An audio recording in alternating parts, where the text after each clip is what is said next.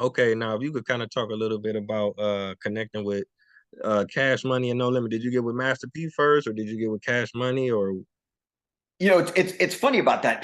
People go back and forth on that. So the kind of the way I remember it was we had moved out of the apartment because we had outgrown it. We had like 7 or 8 people working out of our apartment. We had FedEx deliveries coming to the apartment. It just was not feasible anymore. So we moved out of the apartment and we moved into a small house that we rented. And we soon found out that we grew out of that house within a year.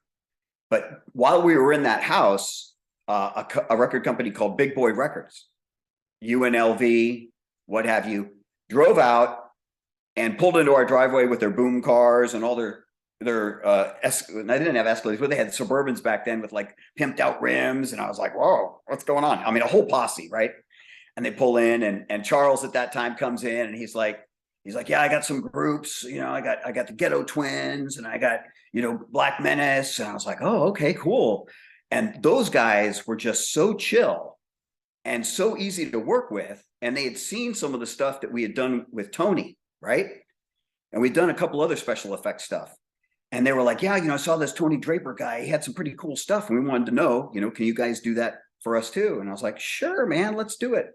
So we sat down, went through Partners in Crime, like Black Menace. We did, oh man, I can't even remember how many of them. They brought out the Ghetto Twins. They were fabulous. I was like, what cool ladies, right?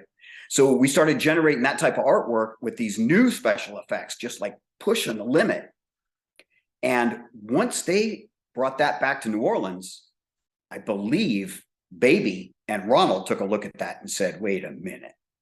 And I believe that they came to us first. I am not sure of that timeline, but I am almost positive that Cash Money came before No Limit.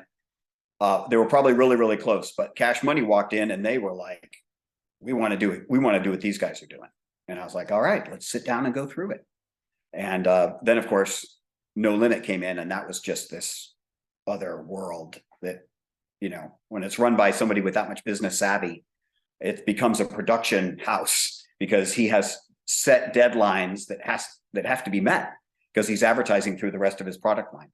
And that was the first time that I've ever met somebody with that much savvy, Master P. And it was pretty cool to work with him. We enjoyed working with him a lot. wow, big shout out to Big Boy Records because a lot of time they get left out, but really they was like at the forefront, Yeah, man.